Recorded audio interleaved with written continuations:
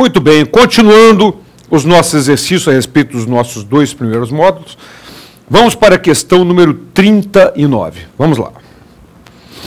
Avalie as afirmações abaixo e marque a opção que corresponda na ordem devida ao acerto no verdadeiro ou falso de cada uma delas. Primeira, sobre o imóvel declarado de interesse social para fins de reforma agrária, deixa ipso facto, ou seja, isso acontecido, de incidir o imposto territorial rural. Minha gente, olha aqui. Só existe uma imunidade para o ITR na Constituição Federal. Essa imunidade, ela está no artigo 153, parágrafo 4º da Constituição Federal, que determina que o ITR não incidirá sobre pequenas glebas rurais definidas em lei quando exploradas pelo proprietário que não possua outro imóvel. Essa é a única imunidade do ITR. O examinador aqui quis induzir o candidato ao erro, determinando que, fazendo ele confundir com uma imunidade para imposto sobre transmissão de imóveis. É uma imunidade do artigo 184, parágrafo 5º da Constituição, que determina que são isentos, mas a imunidade, porque está na Constituição, de imposto sobre transmissão a transferência de propriedades desapropriadas com fim de reforma agrária. Mas é a transferência da propriedade que é imune, não é sobre o ITR. O ITR continua incidindo normalmente. Então, a primeira afirmativa falsa. O examinador quis pegar o cara e o cara ia lembrar que lá no 184, parágrafo 5º, tinha uma imunidade, mas esquecia que não é do ITR, é do imposto sobre transmissão. Então, a primeira falsa. Vamos para a segunda afirmativa.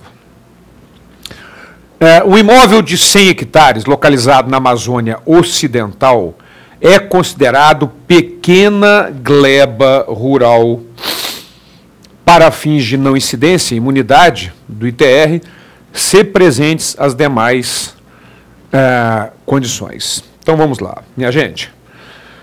Como eu falei agora, o artigo 153, parágrafo 4º, determina que não incidirá o ITR sobre pequena gleba rural definida em lei. Que lei que define e como é definido pequena gleba rural? A pequena gleba rural está definida na Lei 9.393 de 1996. Lei 9393/96. 9.393 de 1996. Essa lei divide em 3 regiões. Na Amazônia Ocidental e Polígono das Secas, Amazônia Ocidental e Polígono das Secas, Amazônia Ocidental e Pantanal Mato Grossense e Sul Mato Grossense, repetindo, Amazônia Ocidental e Pantanal Mato Grossense e Sul Mato Grossense é até 100 hectares.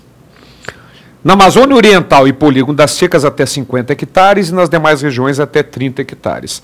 Mas a afirmativa aqui diz que uma área é de 100 hectares. Então, até 100 hectares localizado na Amazônia Ocidental e no Pantanal Mato Grossense e Sul Mato Grossense é considerado pequena gleba rural, corretíssimo, baseado na Lei 9.393 de 96.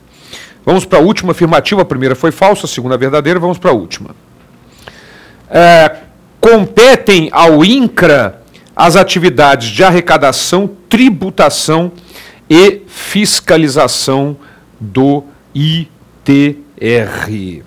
Ora, isso está falso. Nós já vamos marcar aqui a resposta, letra C. E eu vou explicar, já está a resposta, por que é falso essa última afirmativa. Minha gente, cuidado, que nós sabemos que o poder público pode delegar a capacidade de fiscalizar e arrecadar, tão somente não de tributar, de fiscalizar e arrecadar o tributo a outra pessoa jurídica de direito público, como era a autarquia INCRA. O INCRA, ele arrecadava e fiscalizava o ITR, sim, era de competência do INCRA, que é a autarquia, pessoa jurídica de direito público. Está permitido, né? O artigo 7º caput do CTN determina exatamente isso, que a competência tributária como um todo é indelegável, mas são delegáveis as capacidades de fiscalizar e arrecadar para outra pessoa jurídica de direito público. Então, essa nossa afirmativa é falsa por dois motivos. Primeiro, que já não é mais, o INCRA já nem existe mais para ser sujeito a para ter a capacidade de fiscalizar e arrecadar. Mas o erro maior está em tributar. Quando ele fala fiscalizar, arrecadar e tributar, está errado, mesmo que ainda existisse o INCRA com a competência para fiscalizar e arrecadar. Mas tributar, absolutamente não. Certo? Então, por isso, nossa resposta C. E agora vamos para a questão 40. Vamos lá.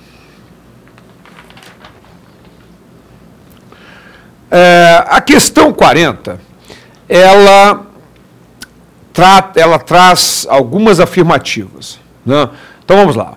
Uma das espécies de tributos elencadas pela Constituição é a contribuição de melhoria, a nossa contribuição de melhoria. E tal espécie visa uma distribuição mais justa do ônus decorrente de determinadas obras públicas que beneficiam a sociedade como um todo. Elas acabam por beneficiar particularmente determinadas pessoas, inclusive acarretando valorização imobiliária. Aqui vamos fazer um parênteses. É importante lembrar que o fato gerador da contribuição de melhoria é a valorização de um imóvel como decorrência de uma obra pública realizada. Não é? Então, ela visa o indivíduo que ficou mais rico em função de uma obra pública realizada com dinheiro de toda a população. Nada mais justo que ele devolva um pouco do quanto ele ficou mais rico para a população, através da contribuição de melhoria. Essa é a ideia da contribuição de melhoria. Continuando, sobre o tema contribuição de melhoria, analise os itens a seguir, classificando-os como verdadeiros ou falsos. Em seguida, escolha a opção correta. Então vamos lá. Primeira afirmativa. Seu objetivo principal é fazer com que pessoas diretamente beneficiadas pela execução de uma obra pública participem com maior intensidade de seu custeio, suportando o total ou parcialmente. Ora, voltando para mim, está perfeita essa afirmativa, até porque o artigo 81 do CTN estabelece um limite máximo individual, que é a valorização de cada imóvel, e um limite máximo total, que é o custo da obra realizada. Certo? Então, pode ser que essas pessoas que tenham valorizado, o seu imóvel valorizado em função de uma obra pública, eventualmente possam arcar com toda a obra, desde que os valores individuais não ultrapassem a valorização de cada imóvel. Certo? Então está correta a afirmativa, baseado no artigo 81 do CTN. Vamos para a segunda afirmativa. O princípio da vedação do enriquecimento sem causa justificativa, para alguns doutrinadores, aí faltou uma palavra, a prova veio exatamente assim, faltando essa palavra.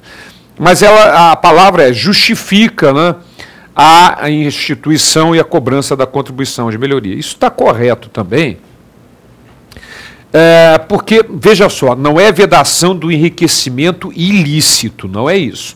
É vedação do enriquecimento sem causa justificativa, porque o dinheiro de quem fez a obra é de toda a população, não é? Inclusive daqueles que tiveram seus imóveis valorizados, mas aqueles ganharam mais. Então está correta a afirmativa. E a terceira, pode-se eleger como parâmetro da cobrança da contribuição de melhoria, de modo geral, o custo total da obra, rateado entre os principais beneficiados, ou a valorização imobiliária dela decorrente individualmente analisada. Exatamente, é o que eu acabei de conversar a respeito do artigo 81 do Código Tributário Nacional. Então, a nossa resposta, letra E, vamos lá, bota lá, letra E. Peraí, deixa eu me situar. Letra E, todas estão corretas, exatamente, Vitor, isso aí. Letra E, todas estão corretas. Baseado, portanto, no artigo 81 do CTN, e na posição doutrinária de que a contribuição de melhoria, na verdade, ela é para evitar o enriquecimento injusto. Não é enriquecimento ilícito, mas injusto. Então, minha gente, voltando para mim, esta é a grande característica da contribuição de melhoria. Mais detalhes, como ela visa que alguém que tenha um imóvel valorizado e ganhe mais, entregue um pouco desse quanto ficou mais rico para a população através da contribuição de melhoria, ela só pode ser cobrada, evidentemente, depois da obra realizada. Ou realizada em parte suficiente para valorizar determinado imóvel. Né? Então, se a obra, por exemplo, uma orla marítima de 60 quilômetros, falta terminar 500 metros, o imóvel lá da outra ponta já foi valorizado em função dessa obra pública e ainda falta terminar a obra. Então, de acordo com o decreto-lei, né, existe um decreto-lei que estabelece normas gerais relativas à contribuição de melhoria. Decreto-lei 195 de 1967, ele determina que a contribuição de melhoria só pode ser cobrada ou com a obra totalmente pronta, porque já valorizou o imóvel, ou pronta em parte suficiente para valorizar determinado imóvel. Legal? Próxima questão, 41. Responda com base na Constituição Federal. Primeiro, é vedado que as contribuições sociais para a Seguridade Social tenham base de cálculo própria de impostos? Minha gente, esta é uma grande polêmica. Muita gente diz, mas não pode, é bitributação. Bitributação no Brasil não é proibido bis in idem, nada disso. Volto a insistir, a bitributação e bis in idem no Brasil só existem em 3 situações. Quais são elas? Artigo 145, parágrafo 2º, as taxas não podem ter base de cálculo própria de impostos. E o CTN também, no artigo 77, parágrafo único, que diz a mesma coisa.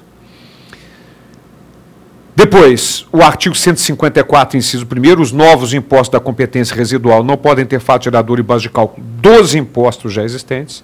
E o 195, parágrafo 4º, determinando que as novas contribuições para a Seguridade Social não podem ter fato gerador e base de cálculo das contribuições já existentes de acordo com o Supremo Tribunal Federal. Então, muito cuidado. Uma contribuição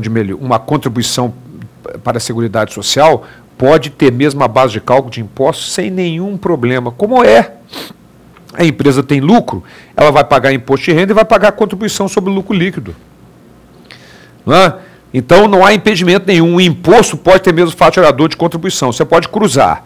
O que não pode é um novo imposto a ser criado ter fato gerador de um imposto já existente. De uma contribuição pode. E uma nova contribuição, além das 4 do artigo 195 para a Seguridade Social, não pode ter fato gerador e base de cálculo das contribuições já existentes. De um imposto pode. Certo? Então, voltando para a nossa questão, essa primeira afirmativa é não. Porque não é vedado. Segunda afirmativa, incide contribuição social para a Seguridade Social sobre aposentadoria e pensão concedidas pelo regime geral da Previdência Social. Ora, minha gente, esse é um detalhe muito importante, esse é um detalhe importantíssimo da nossa questão 41, porque o artigo 195, inciso 2º da Constituição, voltando para mim, traz uma imunidade. Artigo 195, inciso 2º. Serão cobradas contribuições dos trabalhadores e demais segurados, não incidindo sobre os valores recebidos pela Previdência, pagos pela Previdência Geral. Ok? Então, esta é uma imunidade prevista na Constituição. E voltando lá para a nossa afirmativa, na medida em que diz que incide contribuição, está errado, porque é uma imunidade, ou seja, não há incidência de acordo com o artigo 195, parágrafo 2º da Constituição. E a última. As contribuições sociais para a Seguridade Social, sobre a folha de salários, a receita, o faturamento de pessoas jurídicas, poderão ter alíquotas ou bases de cálculo diferenciadas em razão da atividade econômica ou da utilização intensiva da mão de obra? Sem dúvida nenhuma. É o que está no artigo 195, parágrafo 9º da Constituição Federal. Então, a nossa resposta é letra D de dado. Não, não e sim. Muito bem, então esta é uma questãozinha importante. Sempre vai cair questão de contribuições para a Seguridade Social, do artigo 195, com todos aqueles parágrafos lá importantes. Legal? Tem que estar muito atento para aqueles detalhes. É um dispositivo que não está dentro do sistema tributário nacional, mas fundamental hoje, porque é uma espécie tributária importantíssima que arrecada uma grande fatia da arrecadação federal. Certo?